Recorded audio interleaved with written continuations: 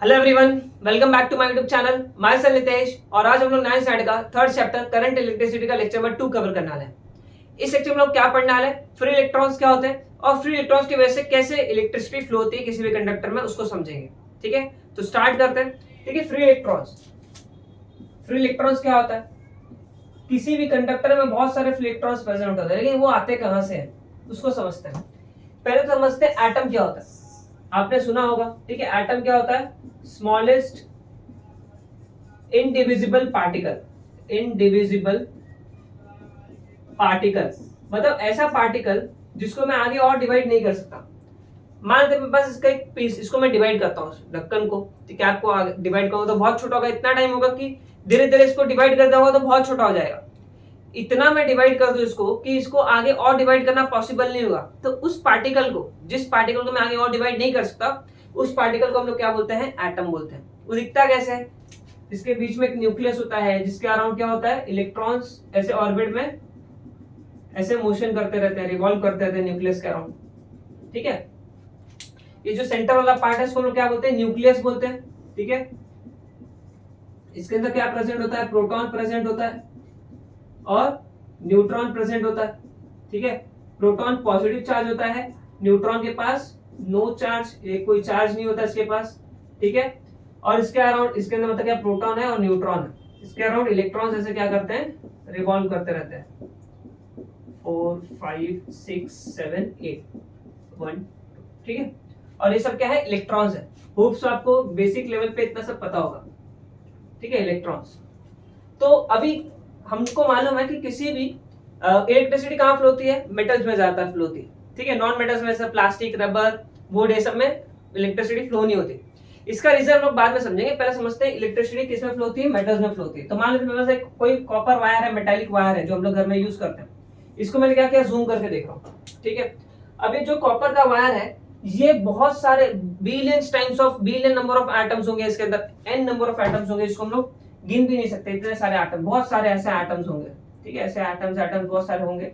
मैं यहाँ पे बहुत लिमिटेड दिखा रहा हूँ लेकिन बहुत सारे होंगे। ठीक है, अभी मान लेते हैं ये उस पर्टिकुलर मेटल कंडक्टर का एटम है। ठीक है, मैं इसको फिर से बना लेता हूँ। यहाँ पे ये मेरे पास ऐसे ये इलेक्ट्रॉन्स यहाँ पे रिवॉल्व कर रहे हैं। ठीक है, ये इलेक्ट्रॉन्स है।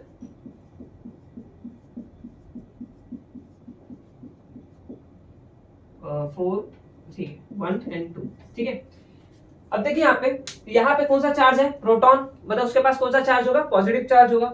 और इसके अराउंड कौन से इलेक्ट्रॉन्स घूम रहे हैं, उनके पास कौन सा चार्ज है, नेगेटिव चार्ज है।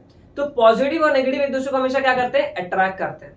ठीक है, आपको पता होगा, से अलग चार्जेस है, अपोजिट चार्ज है तो क्या होंगे, एक दूसरे को अट्रैक्ट करेंगे। मतलब यहाँ पे बेसिकली मैं क्या बोल सकता हूँ, न्यूक्लियस क्या कर रहा है, अपने आसपास के जितने भी इलेक्ट्रॉन्स अट्रैक्ट कर रहा है। ठीक है, अपने इलेक्ट्रॉन्स को अपने तरफ अट्रैक्ट कर रहा है। लेकिन यहाँ पे देखो, ये जो सबसे पास वाला इलेक्ट्रॉन है उसको सबसे ज्यादा अट्रैक्ट करेगा न्यूक्लियस, क्योंकि वो पास में है। ये दूर है तो उसको और थोड़ा कम फोर्स, इसके कंपेयर में और कम फोर्स से अट्रैक्ट करेगा। और जो सबसे दूर है, ये वाला है, ये वाला और ये वाला इलेक्ट्रॉन, इसको बहुत ही कम फोर्स से अट्रैक्ट करेगा। बात समझ में आ रहा है, क्योंकि ये बहुत ज्यादा दूर है। तो ये जो इलेक्ट्रॉन है वो क्या कर सकता है, इजीली अपने ऑर्बिट को छोड़ सकता है। ये देखो, जो जिसमें घूमते हैं इसको हम लोग क्या बोलते हैं, ऑर्बिट बोलते हैं। तो क्या करेगा, अपने एटम्स, वो एटम में जो इलेक्ट्रॉन है, ये आउटर मोस्ट शेल में, ये आउटर मोस्ट शेल है, उसमें जो इलेक्ट्रॉन है, आउटर मोस्ट इलेक्ट्रॉन है, वो अपने न्यूक्लियस से क्या है, लूजली बॉन्डेड है। क्या है, लूजली बॉन्डेड। लूजली बॉन्डेड मतलब क्या, उसके न्यूक्लियस और उसके बीच में जो फोर्स ऑफ अट्रैक्शन हो क्या है, बहुत ही वीक है। ठीक है, लूजली बॉन्डेड बोलते हैं हम लोग उसको। ठीक है, मतलब बहुत ही लूज बॉन्ड है उनके बीच में, बहुत ही वीक बॉन्ड है। समझ में आ रहा है। तो इजीली क्या कर सकता है, एस्केप कर सकता है यहाँ से, मतलब बाहर निकल सकता है। इसी को हम लोग क्या बोलेंगे फिर बाद में, जब ये बाहर निकल जाएगा तो उसको हम लोग क्या बोलेंगे, फ्री इलेक्ट्रॉन्स। बात समझ में आ रहा है। तो मेटल के आउटर मोस्ट शेल में जो इलेक्ट्रॉन्स होते हैं वो क्या होता है, लूजली बॉन्डेड होता है अपने न्यूक्लियस से, और वो इजीली अपने ऑर्बिट को एस्केप कर जाते हैं, बाहर निकल जाते हैं। ठीक है, जिसको हम लोग बाद में क्या बोलते हैं, फ्री इलेक्ट्रॉन्स। तो किसी भी कंडक्टर में बहुत सारे n number of free electrons होते हैं, बहुत सारे, मतलब काउंट भी नहीं कर सकते, इतने सारे फ्री इलेक्ट्रॉन्स होते हैं। और ये फ्री इलेक्ट्रॉन्स कैसे घूमते हैं, कोई यहाँ घूमेगा, कोई यहाँ घूमेगा, कोई ऐसे रैंडमली यहाँ वहां क्या करते हैं, ऐसे मोशन करते रहते हैं। इसको हम लोग क्या बोलते हैं, random motion of free electrons. किसी भी कंडक्टर, मान लेते हैं मेरे पास मेटल का रॉड है, मेटल का वायर है, तो इसके पास इससे फ्री इलेक्ट्रॉन्स होंगे जो क्या करेंगे, ऐसे रैंडमली यहाँ मोशन करते रहेंगे कंडक्टर के सरफेस पे। ठीक है, कंडक्टर है, इसके सरफेस पे क्या करेंगे, फ्री इलेक्ट्रॉन्स यहाँ मोशन करते रहेंगे। बात समझ में आ रहा है? तो ये फ्री इलेक्ट्रॉन्स हो गया। ठीक है, अब ये कंडक्टर है, इसके अराउंड इसके सरफेस पे फ्री इलेक्ट्रॉन्स से रैंडम मोशन कर रहा है। ठीक है, अभी मैंने क्या किया, अभी हम लोग ने लास्ट सेक्शन में पोटेंशियल डिफरेंस पढ़ा था। पोटेंशियल डिफरेंस क्या होता है, दो एनर्जी लेवल के बीच का डिफरेंस, मतलब दो टर्मिनल्स के बीच में जो डिफरेंस होगा एनर्जी का, उसी को हम लोग क्या बोलेंगे, पोटेंशियल डिफरेंस। मैं फिर से वो ड्रॉ करता हूँ।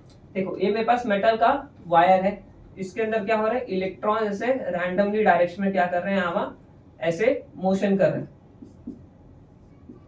ठीक है, ऐसे यहाँ मोशन कर रहे हैं। ये random flow of direction, random motion of free electrons बोल सकते हैं इसको। ठीक है, अभी एक बात बताओ। ठीक है, अगर मैं क्या करता हूं, मैं हाथ में थोड़ा पानी लेता हूं और आपके मुंह पे ऐसे मारता हूं। ठीक है, तो क्या होगा, वाटर ड्रॉप्स आपके पास ऐसे टुकड़ों में वाटर ड्रॉपलेट्स पहुंचेंगे, इससे एक एक बूंद, इससे आपके ऊपर कुछ खास असर नहीं होगा। लेकिन वही मैं एक पूरा बकेट भर के पानी से आपके ऊपर फेंकूं तो आपको बहुत ज्यादा फोर्स फील होगा। बात समझ में आ रहा है? मतलब क्या हुआ कि जब इलेक्ट्रॉन्स से रैंडमली मोशन करते रहते हैं, जिससे आप क्या होता है, आप अकेले घूमोगे तो आपसे कोई डरने वाला है? ऑब्वियसली नहीं, कोई नहीं डरेगा, उल्टा आपको लोग डराएंगे। ठीक है, लेकिन अगर आप भी अपने फ्रेंड्स के साथ घूमोगे, आपके 10-20 फ्रेंड्स आप साथ में ग्रुप बना के घूम रहे हो, तो किसी की हिम्मत होगी कि आपसे कोई झगड़े, आपसे कोई इजीली आपको आके कोई पुश करके चले जाए? ऐसा कुछ होगा? नहीं होगा। क्यों? क्योंकि आपका इन्फ्लुएंस होगा वहां पे। बात समझ में आ रहा है? जब अकेले थे तो आपका इन्फ्लुएंस क्या था, जीरो था, ऐसे समझ लेते हैं, आपसे कोई डरेगा नहीं। लेकिन वही आप अपने 10 फ्रेंड्स के साथ चलोगे तो क्या होगा, आपका एक इन्फ्लुएंस क्रिएट होगा, एक ऑरा क्रिएट होगा। इन्फ्लुएंस मतलब एक ऑरा क्रिएट, मतलब आपसे लोग बात करने से, कुछ गलत बात करने से पहले सोचेंगे। समझ में आ रहा है? तो उसी तरह ये इलेक्ट्रॉन्स जो है, फ्री इलेक्ट्रॉन्स, ये भी बेचारे ऐसे है, फ्री फोकट ऐसे यहाँ घूम रहे, तो रैंडमली यहाँ ऐसा मोशन कर रहे हैं, तो इनसे कुछ खास इन्फ्लुएंस इनके वजह से कुछ क्रिएट हुआ नहीं, क्योंकि इतने से तो है वो। ठीक है, दिखते भी नहीं है। ठीक है, तो उनके वजह से कुछ क्रिएट नहीं होगा, उनका कोई इन्फ्लुएंस क्रिएट नहीं होगा। लेकिन जैसे ही क्या होगा कि अगर मैं सारे फ्री इलेक्ट्रॉन्स, ये मैंने यहाँ पे लिमिटेड फ्री इलेक्ट्रॉन्स बनाए, लेकिन बहुत सारे million billion number of electrons किसी भी कंडक्टर में फ्री इलेक्ट्रॉन्स प्रेजेंट होते हैं। ठीक है, वो वहां पे मैं शो नहीं कर सकता बोर्ड पे। ठीक है, तो अगर ये सब सारे फ्री इलेक्ट्रॉन्स एक डायरेक्शन में फ्लो होने लगे, एक डायरेक्शन में मोशन करने लगे, तो उनका एक इन्फ्लुएंस क्रिएट होगा। उसी इन्फ्लुएंस को हम लोग क्या बोलते हैं, इलेक्ट्रिक करंट बोलते हैं। देखिए कैसे, लेकिन इनको साथ में लाएगा कौन? अभी ये रैंडमली यहाँ मोशन कर रहे हैं। ठीक है, इनको साथ में कौन लाएगा, किसकी इतनी हिम्मत है, कौन इनको डायरेक्शन दे सकता है? अभी बेचारा कोई इधर घूम रहा है, कोई इधर घूम रहा है। ठीक है, अब मैंने क्या किया, ये मेरे पास वही कंडक्टर है। ठीक है,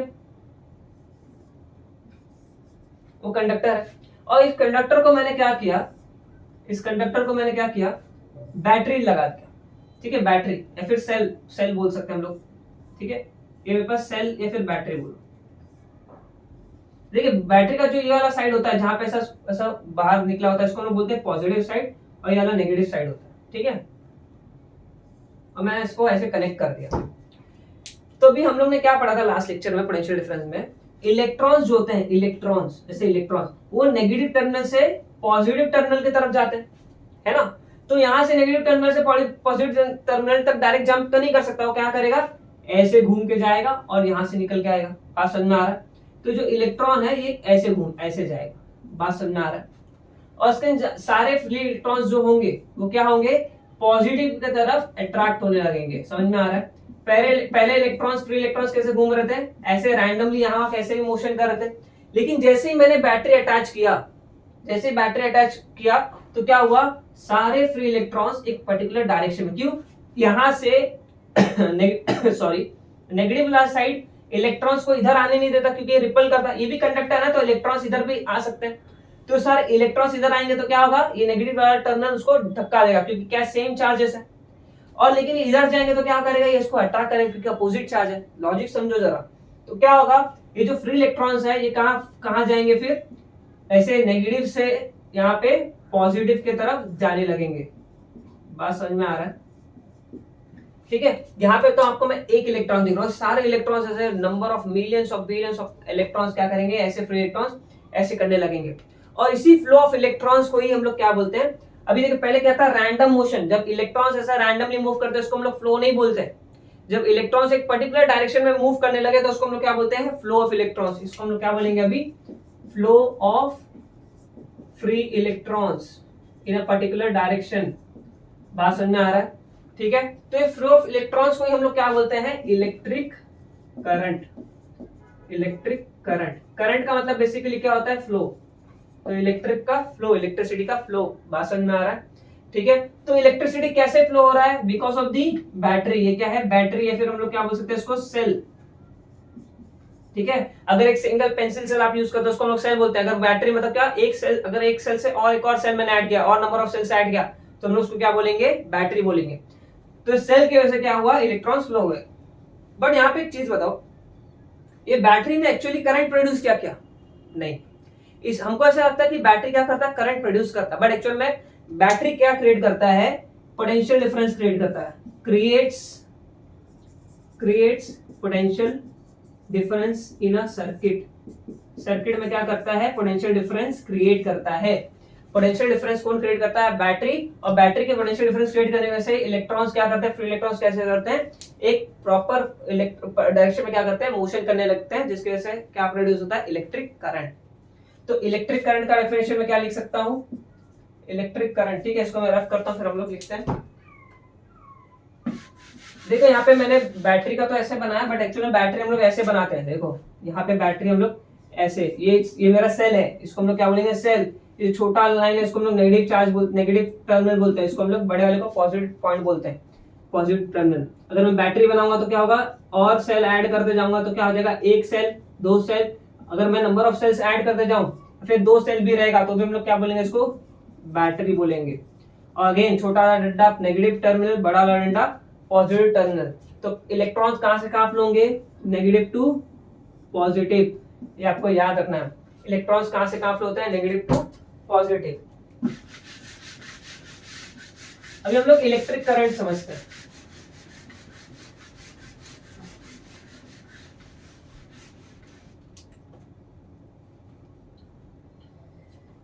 ठीक है, इलेक्ट्रिक करंट,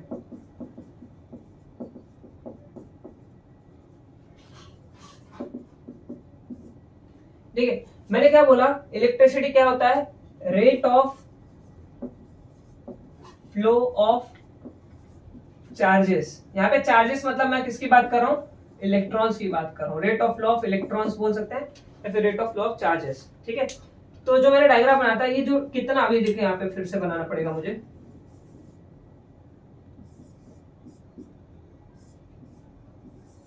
ठीक है, नेगेटिव पॉजिटिव, इलेक्ट्रॉन्स यहां से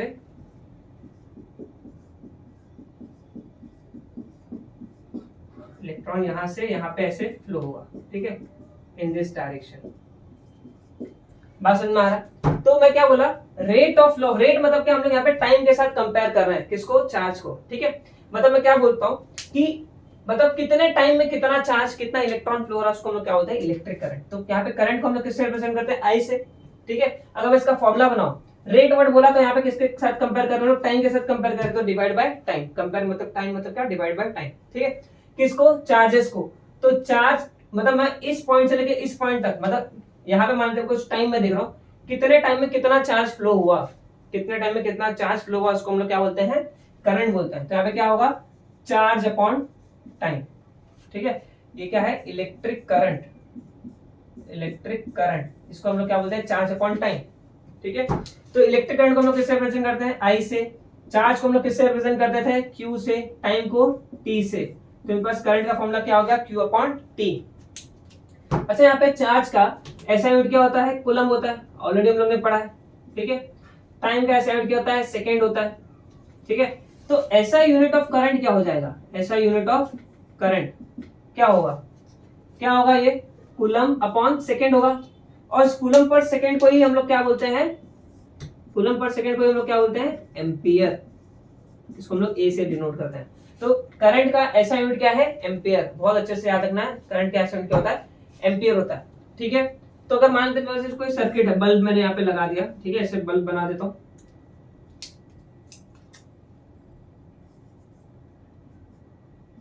ठीक है, मेरे पास बल्ब है, ठीक है,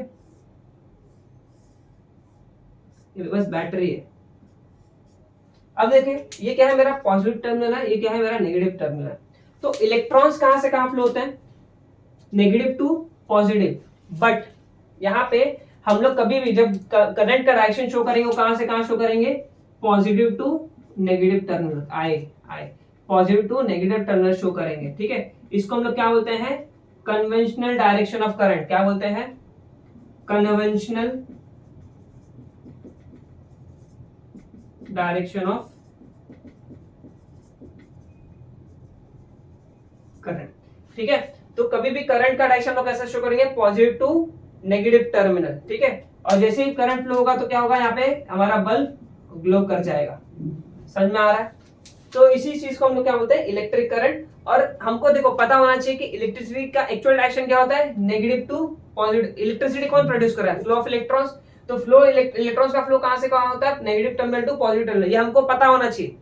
लेकिन जब भी हम लोग ये सर्किट बनाएंगे तो हमेशा करंट डायरेक्शन कहां से कहां शो करेंगे, positive terminal to negative terminal. इसको हम लोग क्या बोलते हैं, कन्वेंशनल डायरेक्शन ऑफ करंट। इसके पीछे रीजन है, जब फ्रैंकलिन नाम के जो साइंटिस्ट थे, उन्होंने, बेंजामिन फ्रैंकलिन नाम था उनका, उन्होंने जब करंट का खोज किया, करंट का इन्वेंशन किया, तो उनको ऐसा लगता था कि पॉजिटिव चार्ज कैसे करंट फ्लो, पॉजिटिव चार्जेस कैसे करंट प्रोड्यूस हो रहा है, ठीक है।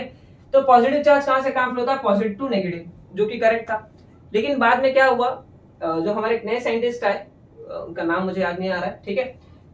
वो साइंटिस्ट को क्या पता चला, इलेक्ट्रॉन्स के फ्लो की वजह से क्या होता है, करंट फ्लो होता है, ठीक है। तो इलेक्ट्रॉन्स का फ्लो एक्चुअल में कहां से कहां होता है, यहां से यहां, ठीक है। हालांकि करंट का जो डायरेक्शन है उससे हमको कोई फर्क नहीं पड़ता, क्योंकि उसके फॉर्मूला में कोई करंट के डायरेक्शन जैसे कोई इफेक्ट नहीं आता, ठीक है।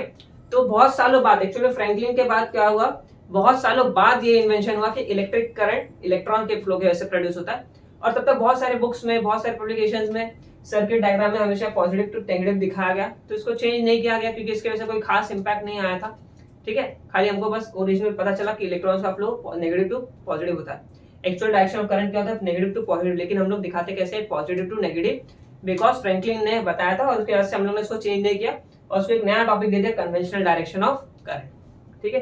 तो होप्स आप भी गड़बड़ नहीं करेंगे एग्जाम में, करंट का डायरेक्शन हमेशा पॉजिटिव टू नेगेटिव भी दिखाना है, ठीक है। तो आपको लेक्चर समझ में नहीं आया होगा तो पहले के वापस से रिवाइज करके देखो, कुछ डाउट रहेगा, और पहले के लेक्चर जरूर देखो पोटेंशियल डिफरेंस को, जिससे आपका पूरा टॉपिक अच्छे से क्लियर हो जाएगा। ओके, तो thank you so much for watching.